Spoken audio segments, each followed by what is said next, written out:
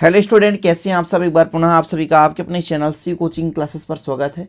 Class 12 physics NCERT chapter आपका 12 चल रहा है। ठीक है, चैप्टर 12 में आज हम आपको समझाने वाले बोर के परमाणु मॉडल की क्या क्या अभिग्रहित थी, अर्थात बोर के प्रमुख परमाणु मॉडल कौन कौन से स्टूडेंट, और इनमें क्या क्या कमियां थी।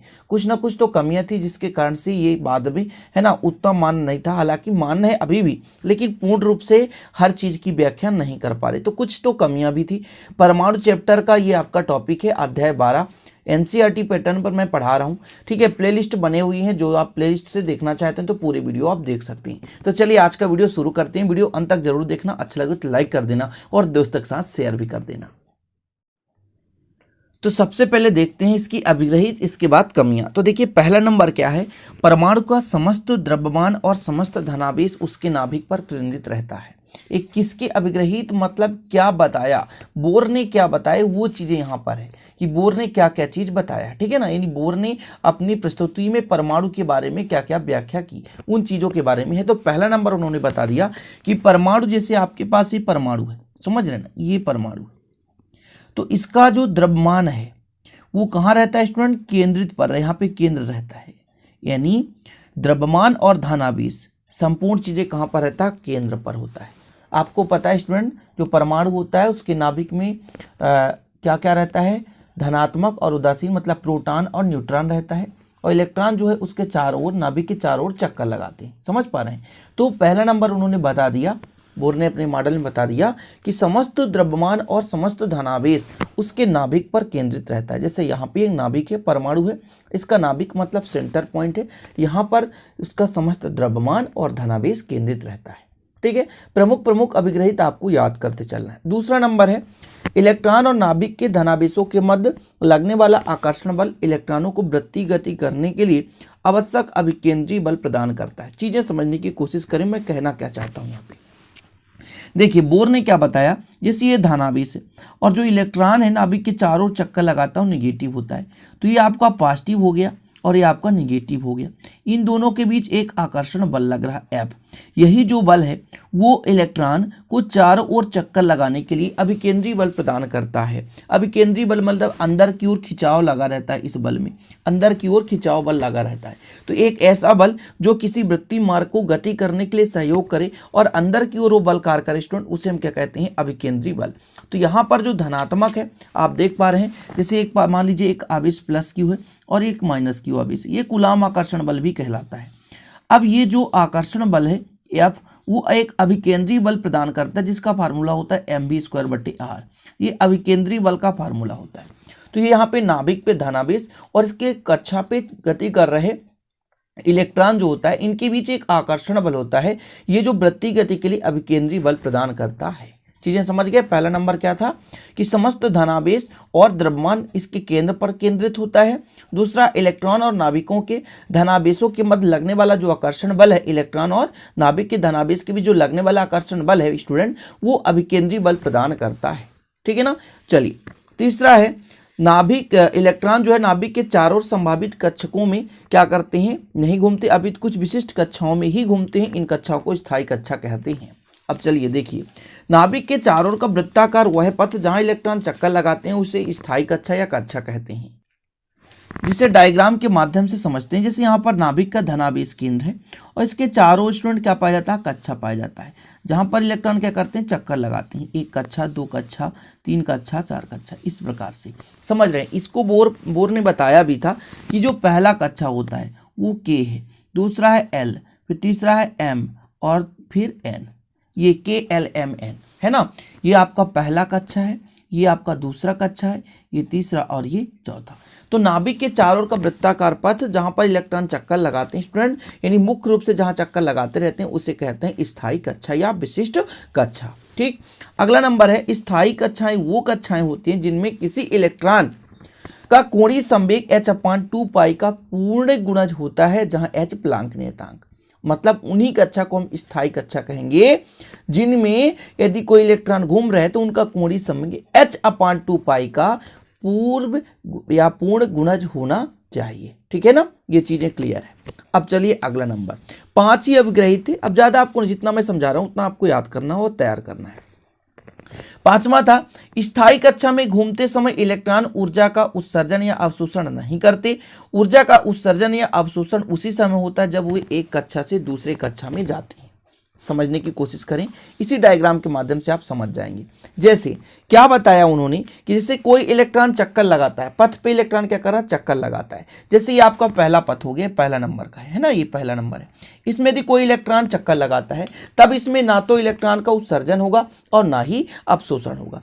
इसमें इलेक्ट्रॉन का उत्सर्जन या अवशोषण कब होगा स्टूडेंट, जैसे मान लीजिए ये आपका पहला कक्षा है, यहाँ से इलेक्ट्रॉन निकलकर इस पे आया तो इलेक्ट्रॉन को अवशोषित किया होगा और अवशोषित करने के बाद उच्च ऊर्जा स्तर पर गया होगा स्टूडेंट, तब वो अपने कक्षा को स्थानांतरित कर दिया। मतलब निम्न ऊर्जा स्तर से उच्च ऊर्जा स्तर पे गया तो इलेक्ट्रॉन जो है ऊर्जा का क्या किया, अवशोषण किया।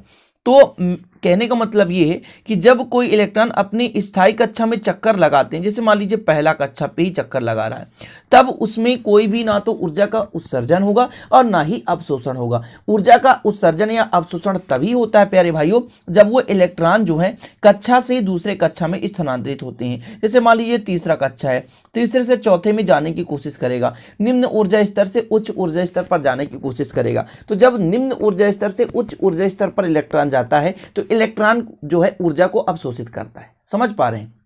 लेकिन वहीं पे यदि उच्च ऊर्जा स्तर से निम्न ऊर्जा स्तर पर जा रहा है तब वो जो इलेक्ट्रॉन है वो ऊर्जा का क्या करता है, उत्सर्जन करता है। मतलब जब वो निम्न पर जाएगा तो ऊर्जा निकालेगा, लेकिन वही निम्न से यदि उच्च ऊर्जा स्तर पर जा रहा है तो ऊर्जा को क्या करेगा, अवशोषित करेगा। चीजें क्लियर हो गई। फटाफट एक बार पुनः रिवाइज करते हैं पांचों के पांचों नियम को। पहला नंबर क्या बताया, समस्त द्रव्यमान और धनावेश केंद्र पर रहता है और एक आकर्षण बल लगता है जिससे अभिकेंद्री बल प्रदान करता है वृत्तीय गति के लिए। तीसरा नंबर था नाभिक के चारों ओर संभावित कक्षा में इलेक्ट्रॉन घूमते हैं, मतलब विशिष्ट कक्षा में इलेक्ट्रॉन घूमते हैं स्टूडेंट, जिसे क्या कहते हैं, स्थायी कक्षा कहते हैं। स्थायी कक्षाएं वो कक्षाएं होती हैं जिनमें किसी इलेक्ट्रॉन का कोणीय संवेग h/2π का पूर्ण गुणज होता है। इसके बाद पांचवा याद करना है कि स्थायी कक्षा में जब इलेक्ट्रॉन घूमते हैं तो उसमें ऊर्जा का उत्सर्जन या अवशोषण नहीं होता। जब वो निम्न ऊर्जा स्तर से अर्थात एक कक्षा से दूसरे कक्षा में जाते हैं तब उसमें ऊर्जा का उत्सर्जन या अवशोषण होता है। ठीक है, चलिए अब इसके बाद आगे अपना टॉपिक है बोर के परमाणु मॉडल की कमियां। मतलब कुछ ना कुछ कमियां हैं, हर चीज में कुछ ना कुछ कमियां होती है स्टूडेंट, चाहे कोई भी व्याख्या हो कभी भी 100% प्रूव नहीं होता। तो क्या क्या कमी थी, पहला नंबर है इस मॉडल द्वारा केवल एक इलेक्ट्रॉन वाले परमाणु जैसे हाइड्रोजन, आयनित हीलियम, दो आयनित लिथियम आदि के स्पेक्ट्रम की ही व्याख्या की जा सकती है। मतलब जैसे हाइड्रोजन का विविक्त स्पेक्ट्रम व्याख्या करना होता है तो जिसमें एक परमाणु है, मतलब एक ही इलेक्ट्रॉन है, उसकी व्याख्या कर सकते हैं, बाकी अन्य परमाणुओं की इसके द्वारा विविक्त स्पेक्ट्रम की व्याख्या नहीं की जा सकती। दूसरा, जब स्पेक्ट्रमी रेखाओं का अध्ययन उच्च विभेदन क्षमता वाले स्पेक्ट्रोग्राफ से किया जाता है तो पता चलता है कि प्रत्येक स्पेक्ट्रमी रेखा पास पास स्थित कई रेखाओं से मिलकर बनी होती है। इस मॉडल द्वारा इन रेखाओं की उत्पत्ति के कारण की व्याख्या नहीं की जा सकती। मतलब विभिन्न रूप से जो स्पेक्ट्रम, मतलब पास पास जो किरणें दिखाई देती है, उन चीज़ों के बारे में बोर ने विस्तृत वर्णन नहीं किया। जैसे हाइड्रोजन परमाणु का बोर का सिद्धांत दिया गया, मतलब हाइड्रोजन परमाणु के लिए बोर का सिद्धांत है, समझ रहे ना, लेकिन प्यारे भाइयों अन्य परमाणुओं के लिए इनकी तरफ से कोई व्याख्या नहीं की जा सकी। कुछ स्पेक्ट्रमी रेखाओं की तीव्रता अधिक और कुछ स्पेक्ट्रमी रेखाओं की तीव्रता कम होती है। बोर के परमाणु मॉडल द्वारा इस तथ्य की व्याख्या नहीं की जा सकती। अब इसको समझाने की जरूरत नहीं, ये कमियां हैं, बस एक दो बार समझ लो। मतलब जैसे आपके पास स्पेक्ट्रमी रेखा है, कुछ का तीव्रता अधिक होता है, कुछ का कम होता है, लेकिन इसके बारे में बोर ने अपने जो मॉडल बताया, जो अभिग्रहित बताया, उसमें टिप्पणी नहीं की थी। इस कारण से इन तथ्यों के बारे में उनके माध्यम से हम पूरा विस्तृत जानकारी नहीं प्राप्त कर सकते, ना तो अध्ययन कर सकते हैं। इस मॉडल द्वारा स्पेक्ट्रमी रेखाओं पर चुंबकीय क्षेत्र के प्रभाव की व्याख्या नहीं की जा सकती। चुंबकीय प्रभाव मतलब जैसे स्पेक्ट्रम रेखा है तो चारों ओर चुंबकत्व का गुण, मतलब किसी वस्तु में आकर्षित करने की क्षमता, वो चीज इनके माध्यम से नहीं की जा सकी। इस मॉडल द्वारा प्राप्त रिडबर्ग नियतांक का मान प्रायोगिक मान से सदैव भिन्न होता है। रिडबर्ग मतलब आर का मान होता है, जिसको अपन हाइड्रोजन के विविक्त स्पेक्ट्रम में बताएंगे, जैसे लाइमर, बास्टियन, फुंड, ब्रैकेट, इसमें आर का मान है ना बताया जाएगा। तो ये हो गया आपका कंप्लीट। अब जो आपका स्टूडेंट कमियां हैं, इन कमियों को थोड़ा सा आपको एक दो बार पढ़ना पड़ेगा, है ना। देखिए समझाने वाला होता है अभिग्रहित। अब कमी क्या है, केवल एक परमाणु। देखिए शॉर्टकट में बता रहा हूं, इन्होंने केवल एक ही इलेक्ट्रॉन वाले परमाणु के लिए व्याख्या की, अन्य जैसे एक से अधिक इलेक्ट्रॉन वाले परमाणु के लिए व्याख्या नहीं की जा सकती। दूसरा था कि जैसे जब स्पेक्ट्रमी रेखाओं का अध्ययन करते हैं तो उच्च विवर्धन क्षमता वाले स्पेक्ट्रोग्राफ से किया जाता है। तो इसमें क्या हुआ कि जैसे कुछ रेखाएं पास पास दिखाई देती हैं, है ना, कई रेखाओं से मिलकर एक पट्टी बन जाती है, तो इनके बारे में वर्णन नहीं कर पाए।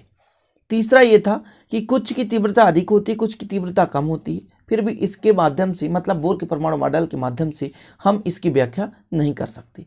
चौथा था इस मॉडल द्वारा स्पेक्ट्रमी रेखाओं के चुंबकीय प्रभाव की व्याख्या नहीं कर सकते और न ही रडबर्ग नियतांक का मान ज्ञात कर सकते हैं, क्योंकि इससे जो मान है भिन्न भिन्न प्राप्त होता है। तो ये कमियां कभी कभी पूछा जाता है, मुख्य रूप से पूछा जाता है अभिग्रहित, जो आप 11th क्लास से पढ़ते आ रहे हो। तो आशा और उम्मीद है कि ये वीडियो आपको पसंद आई होगी। पसंद आए तो लाइक कर देना, दोस्तों के साथ शेयर कर देना, नए हैं तो चैनल को सब्सक्राइब कर लेना, साथ ही बेल आइकन प्रेस कर लेना। मिलते हैं अगली वीडियो में नए टॉपिक के साथ, तब तक के लिए जय हिंद, वंदे मातरम।